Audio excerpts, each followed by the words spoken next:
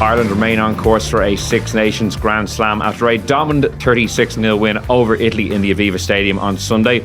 But Andy Farrell's men aside, the standout of this year's competition hasn't quite hit the heights thus far. And on today's episode of the Left Wing podcast, we are going to ask why that is. Will Slattery here with you, delighted to be joined in studio by Luke Fitzgerald and on the line by Cian Tracey. And Luke, obviously Ireland, comprehensive winners 2 weeks in a row, 2 bonus point victories in a row, so all's good on that front. But the standard across the weekend, I thought, was pretty poor. We got a lot of excitement in week one, the Scotland-Wales comeback, but just in the cold light of day, watching those 2 games on Saturday, mediocre enough fare. Like, Ireland seemed to be streets ahead of certainly their remaining opponents on the schedule for this competition. Do you agree? Yeah, I do. Yeah, I mean, there were fairly turgid affairs, lots of talk about different rules and stuff you don't want to be talking about after a weekend of Six Nations rugby. Although in saying that, we still got lots of drama. Like there were tight finishes, and that was there. But it's quite clearly a rebuilding phase for lots of the teams. You can see that fairly clearly from the quality of the rugby. So it's probably to be expected. But as well, to allied to that, the start of the competition, you hear me say it every year, Will, it's always a bit more defence orientated anyway. It's hard to get everyone coming into national camp and get things up and running straight away. Now, I know it's not that long ago that we were at the World Cup, but it does have an impact. There's lots of different philosophies. You've 1 week together before the competition starts to get on the same page, to get your timing right, all these kind of things. And generally speaking, the team that defends the best and kicks the best, I think starts the competition the best. And Ireland have been a bit better than that, but I still think there's more for them to go in their attack. I think they could be a little bit more accurate there. But I think their defence has been the standout thing. I think they've kicked the ball really well as well. They're the 2 things that have stood out to me. And of course, they've got most of their set piece right. I know the scrum is still up for debate, but certainly the line out is in a very different place than it was at the World Cup. So, they look ahead of the competition, but I'd be wary as well. I think England away still is a big one. Anything other than a Grand Slam. We can be disappointed. I'm not trying to be clipped out as some real arrogant Irish podcast host, something like that. But just looking at the fixtures, looking at how the team's playing, anything other than a Grand Slam will be a major disappointment. It would be it would be a disappointment. I still think England away, they ran South Africa very close in that semi-final. Now, I know South Africa were exhausted after. I know, completely fair, but you still had to run them close, and those conditions generally would suit South Africa. So I wouldn't rule them out as having a big defensive display and a good kicking display in them, which could make things very, very difficult. And I think their line-out might be a little bit better. Borthwick is renowned as a brilliant line-out operator, so he could easily get that right by that stage of the competition. So I would say you're right. I think they're better than all the teams that they are facing. Better team, playing better too. Should have momentum. By that kind of key fixture. But that is still a very difficult fixture. And Scotland are playing reasonably okay. They're confident, but I'd expect Ireland to beat them well as well. So look, it is what we expect from this team, and it would be a disappointment if they don't deliver it. But let's not, Twickenham is still a difficult place to go. No, that's true. That is true. Even bad England teams at home will be, it won't be an easy win. But just looking at the team sheets, the way the teams are playing, you'd expect Ireland to be too good for the remaining opponents. But look, there's still 3 matches to go. Cian, what's your perspective on what you've watched? Across the first 2 weekends, we did a Six Nations jury on the Irish Independent website, and the last question was kind of whether it was down to a World Cup hangover or what the various factors were at play. What's your perspective on what we've seen from the various teams, and realistically, what's been a very, Ireland aside, a relatively poor start from the other 5 teams? Yeah, I think it has. I think the confidence levels, including from you, Will, almost makes me uncomfortable. I have to say, it's just we're not used to, I think, as Irish people being in this situation. I think we much prefer to be the underdogs, but it's the reality of the situation that Ireland find themselves in. And it's not just off the back of the last 2 games. It's what they put together in the lead up to the World Cup. Obviously, unfortunately, fell short at the quarter-final hurdle. But I think there is a World Cup hangover. We spoke about it quite a bit after the game in Marseille, that it looked like France had a World Cup hangover. But to me, it looks like the rest of the teams have a hangover as well. And Luke kind of touched on it there. I think you have to, consider the physical, and mental preparation that goes into, and again, Luke will know way more about this than I will, but that goes into preparing for a World Cup. So when you put that in, I'd say it can be difficult to get back up to that high, even though if you look at France, for example, their club teams have been going really, really well. So it's hard to put your finger on why it's been so disappointing. For them, it's easy to kind of point to, I suppose, Antoine Dupont, but I see the knives are out still in the French media for Galtier. I don't think, they won in Murrayfield last weekend, but I think the pressure is still very much on him, considering the kind of rugby that he played. Obviously, a moment of magic, ended up winning it for France. Italy, under a new head coach, I was really disappointed. I know we're going to get stuck into talking about the game on Sunday. I thought they were very poor, to be honest. Scotland, to me, don't look like they've kicked on from the World Cup. They seem like they're still in that kind of middling scenario. And Wales, even though they put it up to England, look, I just don't think they're in a major transition at the moment with all the kind of the young players they have in England. I agree with Luke. I don't think we can take for granted that Ireland are going to rock up Twickenham and win. Wins in Twickenham have been few and far between over the years. Okay, on paper, there is a distinct, you would say, difference between the two teams, but you still got to go there and win. And by the time Ireland get there, England could be 3 from 3 as well, albeit maybe not playing as good rugby. So I wouldn't underestimate the scale of that challenge either, Will. But I think internally, we heard a lot about it last year, how Ireland weren't shying away from the fact that they wanted to win the Grand Slam. And I think having had a taste for it, most of the squad were there last season. They want more of it, more of the same again. Scotland on the last day, Paddy's weekend in Dublin, it shaped up really, really nicely. But overall, yeah, it's been a bit disappointing. Whatever the opposite to Super Saturday was what we saw at the weekend. It was just so flat, and I couldn't wait I kind of cleared the decks to make sure I was on the couch for the day, and just wasn't really great, was it? I know that you had the controversy at the end of the Scotland-France game, but just the style of rugby I think that we're seeing as well. And okay, Ireland scored some nice tries at the weekend against Italy, but probably wasn't the contest we were hoping for, well, certainly from a neutral's point of view. Yeah, I agree with a lot of what you said there. I would be surprised if England won another game in the Six Nations. I think they'll lose their last 3. I think they've been dire. Like, they're away to Scotland, then home to Ireland, then away to France. I don't see them winning any of those. But just to go to Ireland for a second, how do you analyse the Italy game? I suppose, Keane mentioned, my confidence levels, and I'm judging this team by really high standards. So I look at 36-0 win, and I know your prediction before the game was, what was it, 60? 60 or 70? It would have been more. No, 60. But they had enough ball in that game. Italy didn't get closest to scoring a try. They had one shot at goal and didn't have anything in terms of ascendancy or key moments. Ireland bossed the ball. So I kind of look at that performance, and I think 6 tries, 3 missed conversions, left a lot of points out there. That's how I'm looking at it. I'm not looking at it thinking, a great win or a great performance. There was great moments. Some players played really well. It was obviously an easy, comprehensive, dominant win, box tick. But in terms of what I'm judging this team on at this stage, I'm judging them as like we would have judged the All Blacks, under Steve Hansen and Graham Henry. That's the standards they should be aspiring to and how I'm looking at it. So what did you kind of see from them in that regard? That's the end of the question, was it? Sorry, yeah. I completely agree. I judge them by the same standard too, Will. I think the team deserves that. They've earned that right, I think, to have the expectation. They don't shy away from it from what I can see. Look, I actually don't think I would have been that far off if they had kept that. I thought there was that is kind of the margin of difference between these two teams, I do think. And I think they fell a little bit short on the attack side of things. Yeah, a little bit sloppy. Italy can do that to you. I thought at the kind of point where they were breaking Italy, they did make a lot of changes. Not all of them were bad. I mean, Gibson Park coming on does make it, he is there. There's definitely a difference there. Keenan obviously getting injured is a bit of a worry. He makes a massive difference. But I thought I thought the 2 props weren't great when they came on, actually. And that's, there's still a big gap there between Porter, Furlong, Beelum, I think, and the rest of the chasing pack there.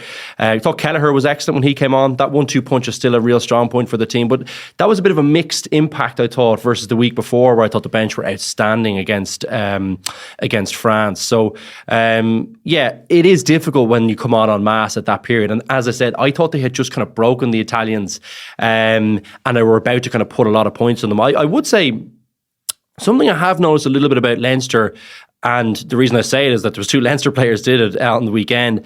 I think sometimes they're going for that try a little bit too early, a little bit of white line fever at times. Park at the end. Gibson Park, Henshaw's was a little bit more controversial, I think, but I could see why he went for that. But at the same time, one more phase, they definitely score as well. Gibson Park, one more phase, I think they definitely score there as well.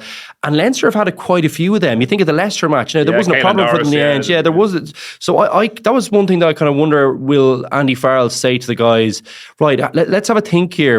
I want you to be going for those tries, but too often, because Leinster do make up the majority of this team, I think it's fair to say, and too often they've kind of been held up, and it is a bit of a punch in the gut when you get held up and you're getting a drop kick back to happening against France as well under Fleer in the first half when the game was still in the balance. Yeah, so I just wonder should they be kind of having a look at that and say, do you know what, are we leaving a few too many points out there when we're in really, really good positions?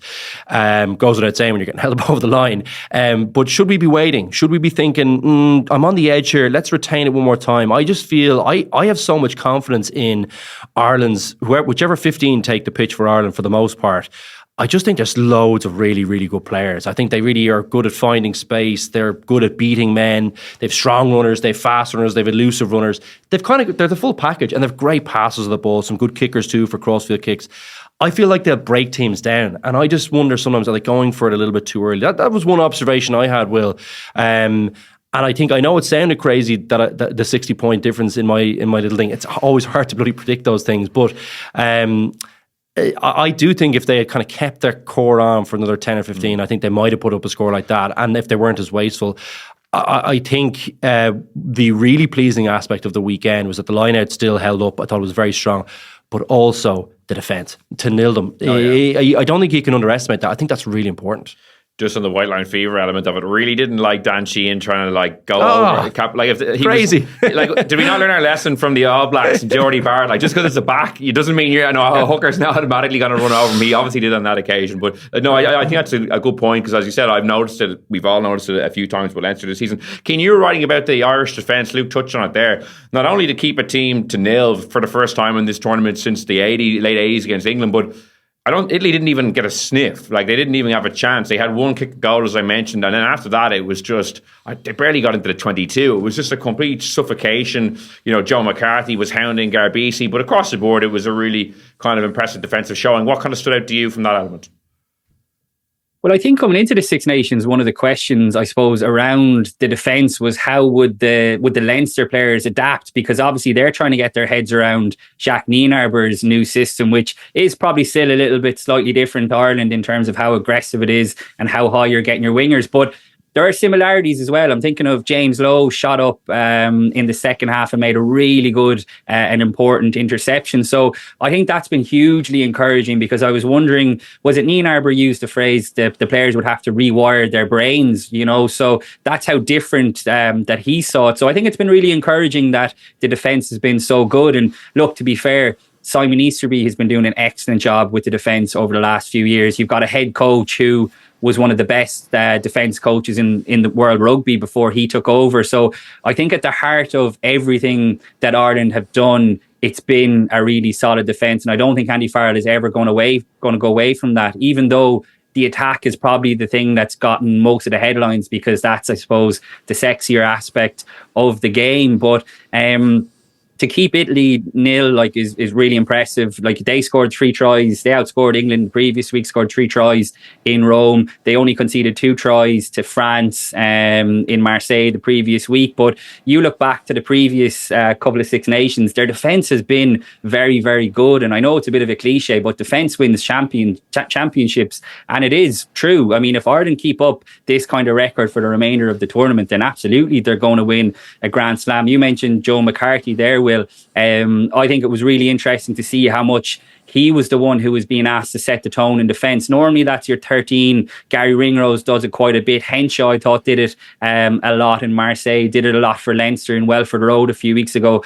But it was blatantly obvious that McCarthy was the one doing it. And poor Paolo Garbisi, I mean, every time he caught the ball and looked up, he had a 120 kg lock steaming at him. So I thought it was another really good game, I have to say, from Joe McCarthy. I think at the Stade Velodrome, we saw more of his powerful ball carrying, but this was a bit of a grittier side of his game, and it's no harm to be able to see him doing both. But they were dominant at the breakdown. Luke has already touched on the set piece, their kicking game. I mean, James Lowe's left boot, I don't know if he's been if he's actually drastically improved or what, but I mean, it is insane. I mean, when you're in the stadium, you get a proper appreciation for it. But I really like the the in-play stats that come up on the TV now, where you can see how far he's kicking the ball and stuff like that. It's remarkable to see what a weapon to have, and Ireland are using it brilliantly.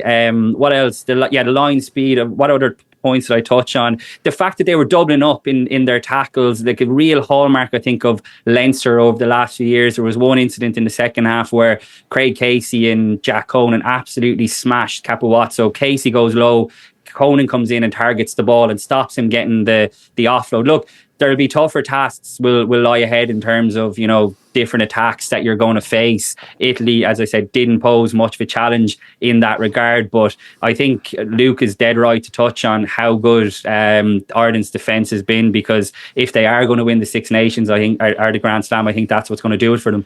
Joe McCarthy has very quickly made it kind of Joe McCarthy +1 in the second row. Like, he seems to be nailed on already. Just two very strong performances to start this campaign. No, sorry. No, he's been really good. I actually thought he was. He kind of had more moments this time than I think the French game, where I thought he was just brilliant throughout. I thought his body height wasn't as good against Italy at rucks. I didn't think he was as effective in that area. Obviously, we saw the highlights where he was getting after the 10, quite a bit, and putting in some really big hits. But yeah, look, he is outstanding. I mean, I still think it's probably, in Farrell's mind, it's Tadhg Beirne +1. If I'm being completely honest. He's just been outstanding, I think, and he's so effective. Was so good against the French, I thought. McCarthy, brilliant, still young. Gives them maybe something that they've been lacking a little bit. So he looks like a cert as well. Bit mad, because I would have had James Ryan like nearly my first name on the team sheet. I just think so highly of him, but he looks to me like he's number 3 now, you know, which is saying a lot, I think, about the quality and how good those other two are playing. So we'll see how that all pans out over time, over the competition. McCarthy certainly has been brilliant. I think he's a breath of fresh air. You can see the enthusiasm, you can see the impact he does make when he's got his feet right, when he's not kind of overextending himself, and when he's really applying the, you know, good technique to all that power that he has that we really need. So he's a great player, Will. I'm delighted. I can't wait to see how far he goes. Yeah, hopefully, you know, come Twickenham himself and a Toje, like that'd be a good battle. Like, you know, I know, to be fair, I told you he's not as good as he once was, but there was a time where he really did it. Kind of similar enough in some respects. Yeah. Like, just destructive, you know, and annoying to play against. Spoilers, I imagine. Like, with power as well. Yeah. Keane, one player that we want to talk to you about, Jack Crowley. I feel like Matt Williams made like one comment, and now it's become like this you can't say anything about Crowley. The Munster lads are like Matt Williams in particular. No one can get, like, you know, the world of rugby talking like Matt Williams. Like, I got so many texts. I was like, but you know, this is about Crowley. But Crowley, it's like, I'm pretty sure this is all based on like one Matt Williams comment. That's like God. But anyway, you know, Keane, what have you made? What did you make of his performance? Like, for me, obviously the kicking was a disappointment. You missed 3 out of 6 conversions. That's not a good day. But like, I think in general play, he was very exciting. Some of the touches were lovely, in particular in that first half. I thought he ran the back line really well. I thought he played better than he did. Okay, the standard obviously was drastically worse, but I thought he managed the game better than he did against France. Outside of the kicking issue off the deck, I thought he played really well. So not that there is a clamour for him to be ousted after 2 matches, but I have actually been really impressed with them. I think the good people of Munster were maybe disappointed that the Virgin panel was all Leinster heads, really, and they didn't have someone speaking up for them. That's all I can assume. But yeah, there seemed to be a bit of a narrative developing off the back. That I didn't see the full coverage, I have to say. I only saw the clip doing the rounds on social media. Well, sorry, it's just to cut across for 1 second. I didn't see any of the coverage, so that's why I was completely perplexed about the narrative even emerging. I was like, I haven't even heard anyone say this, and then apparently it was Matt Williams. Sorry, just to... But I see it in, like, it's never a good place to judge, but I see it in my mentions on Twitter, people being unconvinced by Jack Crowley and things like that. But like, I couldn't agree more with you, Will. I think as starts to his, look, I know his Ireland career had already started before this Six Nations, but this is kind of the, you know, life after Johnny Sexton, and 2 games into the Six Nations. I don't think it could have went much better. Okay, he could have nailed his kicks at the weekend, but I made this point in the podcast with Rod and Sinead earlier in the week. I think the biggest compliment you can give Jack Crowley is no one is really talking about Johnny Sexton yet over the first 2 weeks. Like, that is serious going. Two very different challenges. I thought how his composure that he showed in Marseille in what was a really hostile atmosphere, how he bounced back from the couple of errors, didn't let him faze him at all, was really exceptional. Whereas the game against Italy at the weekend was obviously very different. He'd plenty of front foot ball to play off. And what I liked about it was, you touched on it there already, Will, is the fact that he had the confidence to bring his own flair to it. He understands the importance of slotting into the system, but some of his passing was just a joy to watch. I mean, that no-look pass that he threw for Hugo Keenan in the build-up to Dan Sheehan's try just speaks to a guy who's full of confidence. He's able to reload over the far side, throw a beautiful offload to Robbie Henshaw. So he's adding these little bits on top of the basics, I suppose, that he's doing. Look, I think he will be really frustrated with the shots at goal that he missed, particularly having kicked so well in Marseille,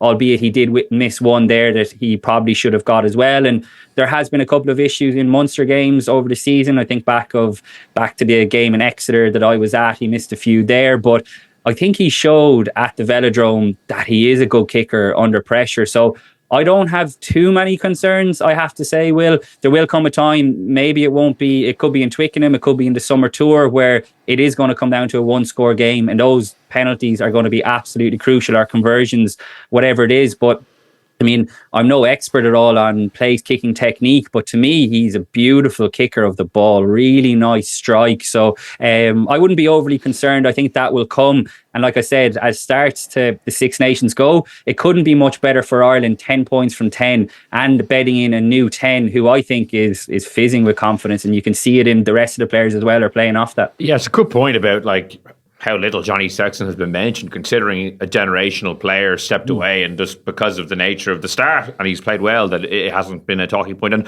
I'd much rather that Crowley was playing well, excuse me, and off the deck was a little iffy, than him kicking 10 out of 10 and struggling to get the back line moving, or struggling with his own general play. I think his general play has been really good. Like, what did you make of? I suppose we discussed him last week, but even the continuation on Sunday. Oh yeah, I'm really impressed with him. Yeah, I mean, I think he looks like he's going to be a cracker of a player to me. I think we've kind of saying that for a while about him. I think one thing I would say is that the kicking off the deck needs to be world class. It'll be a point of focus for him now. I think he looks like, to touch on Cian's point, I think he looks like he gets the big ones. So and he looks like a pressure kicker to me. So I don't see it being a problem. I think he gets it sorted out. What I would say as well to people who haven't played international rugby as well, it's the extra bit of running in the legs and the energy that it takes out of you. That takes a while, I think, for guys, like trying to perform a technique, like say throwing into a line out, like something quite technical, kicking off the ground, kind of these pressure kind of moments, even kicking the touch, all these kind of things that are really skillful and hard to execute under pressure. You're a bit more tired doing them in international rugby as well. So it'll take him time to get used to that element too. So that's something that I haven't heard anyone talk about. But if you've played international rugby, you'll know that is a thing. So he's dealing with lots of stuff at the moment. I'm not surprised that some part of it, like I feel like week to week, there's going to be something that's going to fall out of his game and it's not going to be as good. That's just part and parcel of learning how to play week in, week out as an international rugby player. It takes a long time to get really good at that. But what I really like is that he looks like he's the one thing you don't want to see is that the kind of mentality in the head and the confidence go. That doesn't look like it's going anywhere, and that's really, really important because that feeds through the team. And I think as well, I will go back to the point I made before the France game. He's playing in a great team. They're playing well. He doesn't need to play great to actually really fit into this. And that's probably more important, is that he fits into the team rather than really showcasing some fantastic skills, which he does have. And what I thought on the weekend is that he looked to me, I know that it was easier opposition, as was mentioned, but the magic moments were there. but he didn't go searching for them, Will. Yeah, that I was agree. really what I liked about it. Do you know what I mean? I thought for the Nash try particularly, that was a beautiful bit of play. The little loop around and the little pop, that was almost kind of no look. I think it might have been to, I don't know who gives the last pass to Nash there, but that was a beautiful bit of play as well. So like he had all these moments through the game, but he didn't look to me like he was like looking hard for it. Obviously the little one underneath to McCluskey, I think it was a bit of magic in the first half as well. So like he's got all those bits to his game. I think he looks like he's settling in really well, and I'm really pleased with how he started. I think I'd love to see him. He does need to get more of the kicks, but I feel like he'll get that sorted out. Yeah, maybe get a Dave Aldridge number and send him a text maybe for it. I would assume he's probably got access. He's crazy not to get access to him. Literally every single person who's worked with that guy, even Luke Donald, was number one in the world in golf, I think, at one point, wasn't he? So, he needs to get onto him if he hasn't already, because everyone he's worked with seems to have gone on to another level. And Sexton always said that wasn't always just technique stuff. He had brilliant drills. I remember Raj going through some of the drills even with me at the end of training a couple of times, like really, really good stuff. But he was great at the mental aspect, which is kind of the key thing, I think, for kickers at this level. Everyone can kick the ball. Most people are good strikers of it, have a decent technique, maybe some tweaks here and there, but it's the mental aspect that gets you into the Dan Carters, the Johnny Sextons, the Lee Halfpennies. That's the difference with but even on Johnny Sexton, like when he started his Ireland career, his kicking off the deck was spotty. I remember the World Cup in 2011, he lost his place to even Raj as well, started his career. Like I remember there was a game in Twickenham when Johnny Sexton first started his Ireland career, and Ireland won and played really well, and he had a lovely grubber kick through for Tommy Bowe, but I think he missed like 2 out of the 3 conversions. So even though he was playing great rugby for Leinster and playing great rugby for Ireland, his kicking took a little while. So maybe to your point about the fatigue that builds up in international rugby. So I think when you take all those things in, it's been a very positive start. Brilliant. All tens miss kicks. That's the reality. Think of Johnny Sexton in the World Cup quarter final, but you mentioned Dave Aldridge there, Will, who's obviously the kicking guru. Maybe this is Johnny Sexton's way into coaching. He could do a bit of kicking coaching genuinely with someone like Crowley. Crowley keeps saying how, he's always at the end of the phone if he has any advice or anything. So could be something we're thinking about going forward. I think he's doing great in work already. So I'd say he's got a he'll be back coaching in a year's time. Do you think? I don't know. He's doing really well in work. Seriously. I'm sure. He's made a good transition. Yeah. He's got a bigger job. He's got a big job. Like seriously, yeah, he's got a really good job. Yeah. He's like, I don't know. Yeah, it'd be hard to go back. Like, I think to me that sounds like it reminds me of when Joe Schmidt left Ireland and he said he was retiring from coaching. We're like, I'm not sure. No, I think he's doing really well. So yeah, sure. I suppose because like even coaching, you're still like away from your family loads. It's a lot of work, a lot of brain power. You're not playing. You're physically, but in terms of it's still a very busy lifestyle. Like, you still have to be on top of everything. Like, so. And they get the worst of it too, because they're going to have to work weekends as well. Do you know that kind of way? So it's like, it actually is. Yeah, like a down day for a player, the coaches are still working away. Coaches are working away. They're kind of chopping up training, getting stuff ready for the next day. Like, it's a full on, that like the hours you put in on the screen. And it does matter. More work for less pay than when you were playing. No, so for most of the guys, it is. Appetizing, still pretty good pay. Especially if you're just a kicking coach, I don't know what your salary is, but I don't know. Allred, he was massive. Well, Allred, yeah. Like he's mad. Like he was actually Adidas flying him around. That's right. Yeah. That's right. Adidas do fly him around, but like it's something like mental for a session. Like you're talking. Yeah. I'm not going to say 10 or 12, but I remember it's like 20 or something crazy for like one session. Yeah. Well, I went to years ago as part of when we used to actually get nice PR things. I was at a thing with Dave Aldridge. I think he was doing it with probably Johnny at the time, and a few media were invited along, and we got to kind of watch a little bit of their session. I actually got a pair of Predators out of it as well. So they were those are the days. They were the days. Did you log that as a gift? Another talking point I want to get to is fullback. Hugo Keenan picked up a knock at the moment. We don't know whether he'll be fit for the Wales game, but whether he is or he isn't, I think it's an interesting conversation about who would play that game if he is ruled out. There's a few different options. Obviously with Jimmy O'Brien injured and Matt Hansen, they're out of commission. Jacob Stockdale, Jordan Larmour have both been kind of talked about. Calvin Nash potentially an option. Cian Tracey has played there for Leinster, albeit he's been let go to play this weekend for Leinster, so he's probably not in the reckoning. Like, what way do you think Ireland should go if Keenan is ruled out? Well, I would have thought Zebo was the obvious one. I think he's injured though, isn't he? But Zebo would have been the obvious choice. Playing great, but he wasn't in the squad. So no. But he that's if you're asking me who my choice would be, that'd be it. If you're asking me who I think Andy Farrell will pick, I'd say he might go with Stockdale on the wing, but actually maybe Lowe back there. I would think Lowe might be a good addition there. I think he still has the freedom there. I think he's pretty good under the high ball now, and he's got the cannon of a boot. You know what I mean? That's always handy back at full back, and it doesn't mean like that would actually be an easier position for him to get into, particularly off those kind of clearances from restarts. Do you know, he has to sit back as the left winger in behind the ruck, which means he can't actually chase. So you could leave your left winger up and keep Lowe at full back. Like, that's not a hard move for him. So I think he would be the one that fits in most easily. I do think he's kind of more a power player versus full back. You probably have a little bit more running than you do on the wing. Yeah. So I'm not sure he's as suited to, but like, I mean, look, he's a serious athlete. So I'd like to have Lowe there. I love his passing game too. So yeah, Lowe for me, and Stockdale to the wing. Keane, what's your perspective on it? Well, we're going to have a piece about this up online and in the Irish Independent. My understanding is that Hugo Keenan is going to be ruled out of at least that Wales game. Thankfully, it doesn't seem to be the injury as serious as maybe they first feared from initial scans. But yeah, it sounds like he's going to miss the Wales game. So this is a live conversation. The reliance on him, just before I get into the options, is like absolutely incredible. I've been doing a big piece around this. Andy Farrell has been in charge of 45 Ireland games. Hugo Keenan has started 38 of them, 34 at fullback. So I think Andy Farrell has done a brilliant job of developing the depth chart across the board, but fullback I think is the outlier. That's down to Hugo Keenan's remarkable levels of consistency, I would say, but also his durability, because levels. We've never...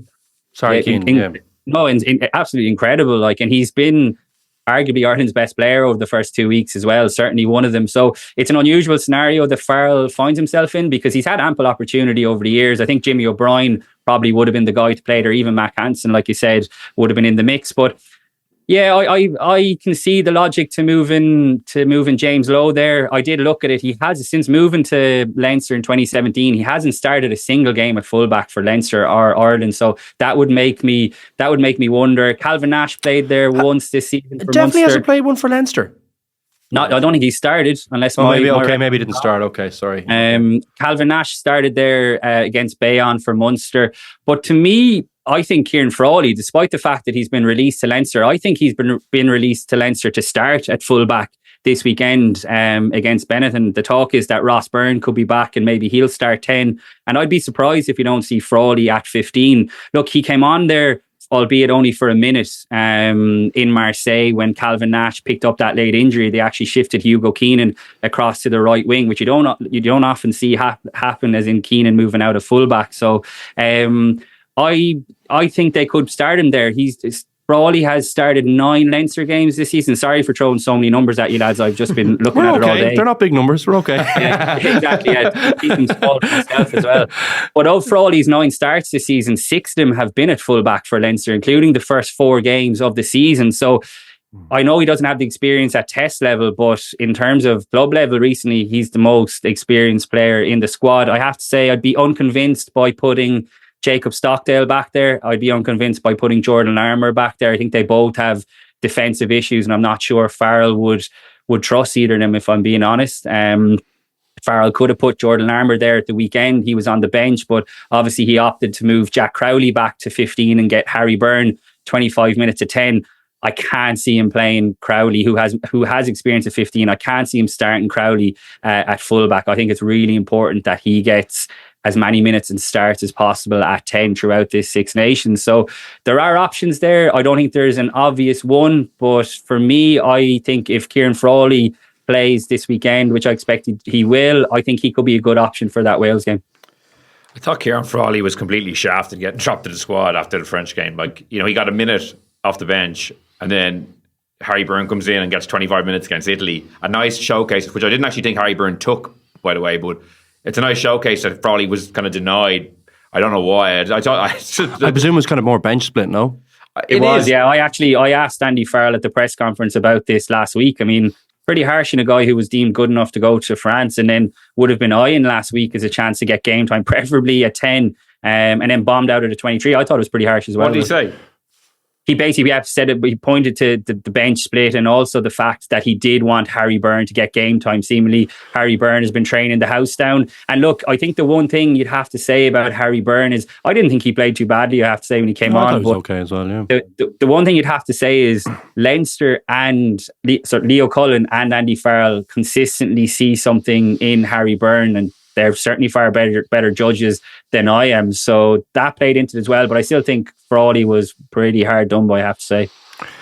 Yeah, I'm kind of finding it hard to be too sorry for him because I think he's made a big mistake with staying at Leinster. I think it's been a big problem for him, you know. I think you have to specialise.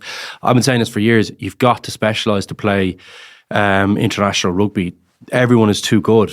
Everyone is perfectly built for their position. Like, the only people who get away with it are kind of the freak shows, like Jason Robinson, Shane Williams. These guys are kind of tiny or kind of huge men. Like, you know, there's too many to go back on. Not really relevant. But my point is, you've got to specialise. So you've got to be playing 10 every week. Harry Byrne is a 10. He's always said he's a 10. He's never really shifted around. And by virtue of that, you know, he gets, you know, he's viewed as being more effective there. He'll get more reps in training. You get all those kind of things that you need to catch a coach's eye. And I think it's been a big mistake. So I think Crowley's international career, as I said, was always going to suffer because he didn't move. And there's plenty of places where he would make a serious difference because I think he's a really, really top rugby player.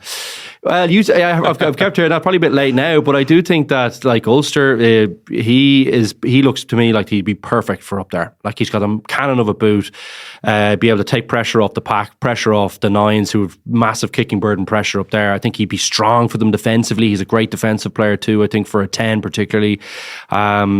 Yeah, so look, moving around has not been good for his career. I know, you know, people. I ended up on the wing because it was the one place I knew. I did make a decision at a point going, okay, but I've got to play somewhere. I've got to play somewhere regularly, week in, week out. Where can I play? So that was why I kind of know myself because I've been in the situation. So I could see it happening to him. I'm not surprised. And he's going to suffer. Yeah, he will. He'll continue to suffer, but just by virtue of being adaptable. Well, it'll be interesting to see if he does get the nod. Keane, just on Jacob Stockdale, like, I agree with your kind of misgivings about him in terms of, you know, a few errors against Harlequins recently kind of magnified that part of his game that has reared his head when he's been in Ireland duty as well. But I do feel like, you know, Andy Farrell has kind of always had him in his squads when he's been fit. And if Andy Farrell still thinks he can get back to the heights of 2018 when he was Six Nations Player of the Year, I think this is a good opportunity to actually give him a shot. Like, you're playing a weak Welsh team at home.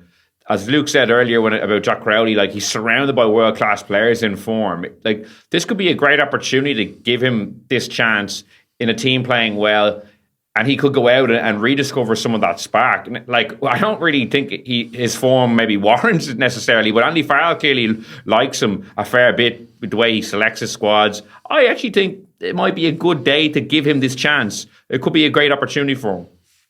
What do you mean at fullback on the wing? Yeah, fullback. Sorry. Oh no, fullback's too big. No, Will. No, you were nodding away. I thought in the wing. Sorry, I thought you meant the wing. Well, he's played a fullback before now, not to great renown, unfortunately. No. Well, that's the point, Will. This has been tried, particularly in the early days. Yeah, again. That's what I'm thinking. In the Stade de France in 2020, he had a bad blunder. Again, I went down the rabbit hole of looking at this earlier. They tried to play him at fullback, and Ulster tried it a bit, but his last start for Ulster came in May 2021, off the top of my head. I think that kind of tells you everything you need to know about what the coaches think about his fullback prospects now, not obviously on the wing. If he was going to play, I think you'd have to do what Luke suggested. I think you'd have to move low to fullback and have Stockdale on the wing. But it goes back to, it's a fair point that you make, Will. It goes back to the point that I made about Harry Byrne. And look, Andy Farrell clearly sees something in him we're not seeing training and all that. And Andy Farrell has proven time and time again how much of an excellent selector he is. So I don't think many people can quibble with the decisions that he makes. But it's hard to, you're watching that Harlequins game that you touched on, and you look at that lapse in concentration is probably the best way of describing it for Jacob Stockton. You're just wondering, how could you put a guy like that into a Six Nations setup? I'd be concerned, I have to say. I think he's such a talented athlete, but you feel like he could be probably getting more out of himself. So yeah, I'm not sure, Will, to be honest. Look, they could easily put him there, but like I said, Lowe doesn't have much experience at playing at 15. And I think when it comes down to it, is Farrell going to be willing to change the whole makeup of his back three, or is he just going to look to change at fullback? Because I think Calvin Nash and James Lowe have both been excellent. We haven't really touched on Calvin Nash, but he's had a brilliant start to his Ireland career as well. I think he's been very good over the first two games. So I think that will factor into Farrell's thinking. Rather than making two changes, make just one in the back three. So look, it could happen, but I still think a guy like Crowley would probably be my preferred option at fullback rather than Jacob Stockdale, who has had defensive issues. Yeah, I get where Cian's going with it. The one thing, the reason I didn't go down that route is because I think probably just based on the importance of the position, I just think fullback's just a little bit more important to have the solidity there and someone who's kind of used to playing well at international rugby. But completely get Cian's point, actually, and I think he's making good ones there. Hard to argue with that. My belief on that is that I just think he likes Stockdale. He's big, he's quick. He doesn't have to be a leader in this Irish team. He just has to kind of go out and play his own game, catch high balls, which he's been pretty good at for the most part when he's not letting them bounce behind him. It's the bouncing ball's the issue. But actually his defence, I think, has improved a little bit too as well, I think, for the most part. And he was good the last time Andy Farrell saw him in an Irish jersey as well. So that might play a part too. You know, he was pretty decent in the warm-up games, I thought. Yeah, I just think he's been waiting to give him a chance. And I think so too. My sense of it is that too. Will. That's my sense. Yeah. And I think this is a good opportunity. Like you're getting Wales at a good time. You know, in a game where Ireland are going to be mega favourites, full house de Viva, strong team. You know, it'd be very interesting over the next couple of weeks, as Cian said, when we see the Leinster selection for the weekend, if Crowley is playing full back, and how that feeds into next week, because it's not just the Wales game. That's kind of almost a tune-up potentially for Twickenham if Keenan is still injured. So it'll be a vital kind of game to get the confidence up for whoever does play fullback, because Twickenham away, going up against maybe Freddie Stewart in the air, who we saw at the weekend, was very effective there. One of the few areas where England really did excel. So yeah, that's certainly one to watch over the next 2 weeks. Might discuss the Scotland-France game now, Cian. Obviously, let's go straight to the TMO decision at the end. It was one of the jury questions as well. It was such a dramatic moment. It made up for the 25 minutes of painful kicking in the second half. It depends which team you're supporting. Yeah, well, as a neutral, which I thought I was, just watching it all unfold at the end, it was just unbelievably dramatic. There's no way, by the way, sorry to interrupt, but there's no way you can claim to be a neutral watching a Scotland game. You couldn't. After all of the abuse, I wanted them to win. No, I wanted them to win. I'm not anti-Scotland. I just find it funny when they lose sometimes. But I actually wanted them to win. Because if they had won, it could have set up a potential. When you're explaining, you're losing. Will, I'm doing a lot of explaining right now. So let's just move on. Go back to your question to Cian. Yeah, sorry Cian, to interrupt. Yeah, sorry. Was that the right call for you? Because for me, we're not. It's not a murder trial. We're not trying to send someone to death row. I feel like that was conclusive evidence of a try being scored. Brian McNeice, the TMO, said himself that the ball had been grounded, because there was an angle that did show that the ball was grounded. If I put my hand over the bottom of the microphone here, and you can't see it's on the table, but it's on the table. That's what the ball looked like. For all money, that's what the ball looked like on those clips. The ball was down. For me, that is conclusive. I did Google the dictionary definition of conclusive just to see if there was someone had a quiet weekend. If it was matching up. Well, like Cian, I cleared the text so I could watch all this. But Cian, what's your perspective on it? Yeah, I think the try should have been awarded. I think Scotland were very harshly done by, especially with the TMO himself saying that he saw the ball on the ground, and then kind of at the last second getting a little gun shy and kind of going back. Obviously, the question that was asked was kind of dictating it a little bit, but I still think there was enough evidence there to give that try. What's your perspective on it? Yeah, I was just going to say that I think the question that was asked, because Nick Berry said that he didn't think that the ball was down, so therefore you need conclusive evidence, to use your word, Will. And to me, I couldn't see the ball on any of the replays on the line. By all probability, I think the ball was on the line, but I couldn't see the ball on the line in any of the replays. Now, I watched it back a few times, because initially I was wondering, you often see referees literally sticking their heads into, the places where the sun don't shine like that. And I was wondering if Nick Berry should have done that. But to be fair, he was in an excellent position. And I'm not sure what went on in Brian McNeice's head to kind of change his decision. I think that's what's, even angered the Scots even more. Interesting to read today. I saw Tom English from BBC Scotland was reporting that Scotland are seeking admission of officials' error from World Rugby. So the Scots aren't taking this lying down, that's for sure. But I thought, Will, on all probability, it was a try. But I did have a degree of sympathy, not full sympathy, but a degree of sympathy for Brian McNeice in particular, because if Nick Berry had said try yes or no, we might have been having a different conversation. But the fact that he ruled that it was no try on field, I think you have to see in the video the ball touching the line. And for me, I couldn't see it, even though it looked like the ball was down. Yeah, I agree with you to a degree, but as I said earlier, no one's on trial for murder. But what? It's beyond a reasonable doubt. Isn't that what you have to do to convict someone of a crime? Like, for me, that the clip is beyond a reasonable doubt that ball is on the line. I just think there's no doubt about that. And I take your point if the question was different, but if it was try yes or no, I don't really see, the clip is still the clip. He still couldn't maybe see the 100% thing, but it's 99.99% that's a try. But is it, but is that conclusive or is that beyond a reasonable doubt? Like, are we, what For me, it's both. They're now the same, are they? I don't know, yeah, but did you think that was a try? No, sorry, did you think the try should have been given? Obviously, we all, I presume, think it was a try, but No, I don't think the try should have been given. I think they made the right decision. Based on the wording and what they're supposed to have given the decision on, the criteria. But we all know that was a try.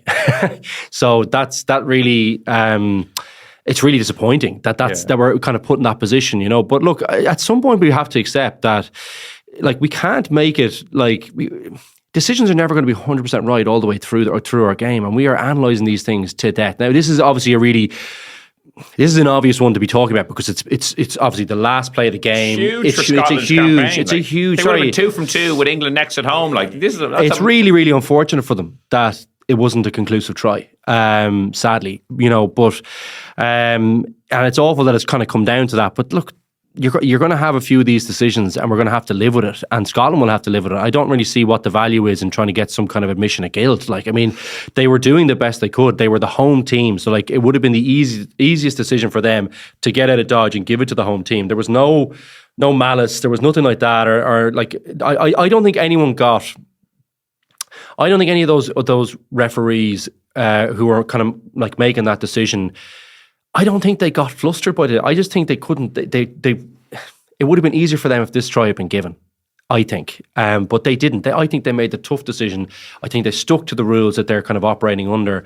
And they're going to deal with a bit of flack for it. But they've got to be tough on this one now as well. But if the TMO said the ball was grounded and then he went back, you just can't see it. He said it. No, he said the ball was grounded. He said we have footage of the ball being grounded, and then he kind of seemed to waver and then kind of change his mind because. He's allowed to do that in there until he's made the call. No? I don't know. He said it was grounded, and it was grounded. But we're not looking at looking at the transcript isn't really he's obviously seen, he's obviously seen something that's changed his mind. He's allowed to do that in there before he makes the call. It seems like it was kind of a push-pull between him knowing it was a try and then thinking, the protocol, should I? But he's not, he isn't, so looking at the transcript is not really that helpful. Listening to it, I wasn't just looking at the transcript. But my point is that, we're obviously going through what he's saying all the way through this kind of process. But that's him kind of thinking out loud. Maybe that's something he might learn the next time. It's probably not that helpful. Right. His judgment was right. But why did he change his mind then if he was right? Because I think ultimately he thought maybe the protocol trumped what his eyes were telling him, potentially. I don't know. But we all watched it and thought it was a try. Yeah. Yeah, exactly. And I think that's the point. I mean, he is human at the end of the day. And I think not we on this podcast, but in general, need to be careful, because I think the fact that we're able to hear the TMO's conversation is brilliant for the game, because I look at what happens in VAR and football and the fact that you don't have a clue what's going on in terms of what are they thinking, what are they doing. And I think that that's a strength of rugby. I know a lot of people might prefer if the TMO was anonymous or whatever like that, but I think it's really encouraging that we can hear those conversations. And I think probably need to allow him a bit of leeway in terms of being able to think his way through it, because I think you're right. Will, I think he was probably like us, and on all probability that ball is down, and then he was like, oh, hang on. But I can't see it conclusively. Exactly, yeah. So he's got to think about like the repercussions for him. If he can't, like, so he's got to watch that back with whoever's looking at his performance and say, well, like, yeah, we think it's a try, but can you see it? And if he's looking at all those clips and saying he can't, which is obviously what that's. But where is the ball? The ball's hardly levitating. The ball is on the line. He has to be able to see it. He has to be able to see the ball being touched down. That's it. Well, like as much as we can kind of analyze this to death, he has made the other decision for obvious reasons. He obviously can't. He can't 100% say he sees the ball going down. That's what that's clearly what's after happening. You know what I mean? Like regardless of what he said and his thinking before why he's making this decision. He has obviously said, I haven't got a camera angle where I can see this, and I've got to be able to justify that to everyone watching this game afterwards. And it's an awful position to put someone in. I think he's made the right one. I think he's, I didn't see it either. I didn't see it go down. It definitely, even though I know it's a try, but I can't see it go down. And if I can't see it, unfortunately can't give it. So it's really, really tough. It's awful for us too, because I think, we were talking about at the start of the show, in all probabilities, if Ireland played to their potential or close to it, we get to that last weekend and it's a Grand Slam decider. That could have been Ireland, Scotland, for a Grand Slam. So like it's a bummer for the competition, but and it's really tough for Scotland to take. And France get away with one. Like they really get away with one up there. They were arguably worse against Scotland than they were against Ireland. And Scotland were decent too, though. Like, they made it tricky for them. I thought they were very good at the ruck for large parts of the game. Made it really tricky at different periods. But yeah, France just not looking themselves at the moment. Taking 9 and 10 out of a team is always going to be tricky. At least for us, we have Gibson Park is a big part of what this team is about and the identity of the team. Sexton's obviously was the key man, but that is nice for Crowley to have that for the, obviously for the French game and for parts of the Italy game. So taking 9 and 10 out, bloody difficult. So that is a tricky one, I think, for them to get over. Will that ball was down? I'm just thinking about it again. I'm just replaying the image in my mind's eye. Like, where else is the ball other than on the try line in that clip? Like that, it's a try, definitely a try, but.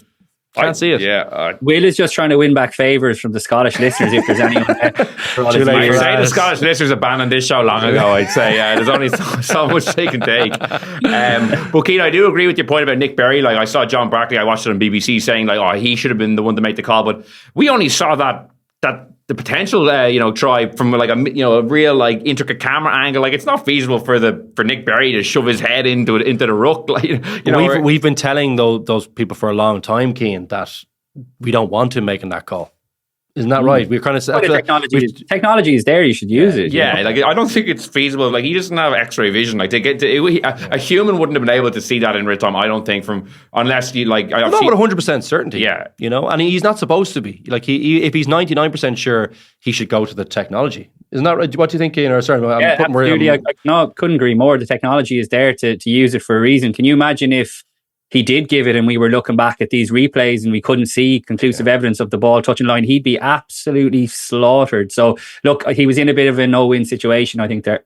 Well, it brings us on nicely to the left-wing moment of the week in association with Bank of Ireland, because this actually was my moment of the week. Just the kind of the 5 minutes at the end of the Scotland-France game. Because I don't know if you remember, like, France had a scrum on their own 5, so just get the ball out, kick it off. All of a sudden, like, Finn Russell actually came in, I think probably like in from the side and like kind of scragged it out, and all of a sudden Scotland were pushing, and then the 5-10 minutes, I actually thought it was unbelievable drama. You're listening to the transcript and the back and forth, because it looked like they weren't giving it, then it looked like they were about to give it, and then no, and then just the devastation in the stadium. It made for unbelievable drama. So that's my moment of the week. Keane, what was yours?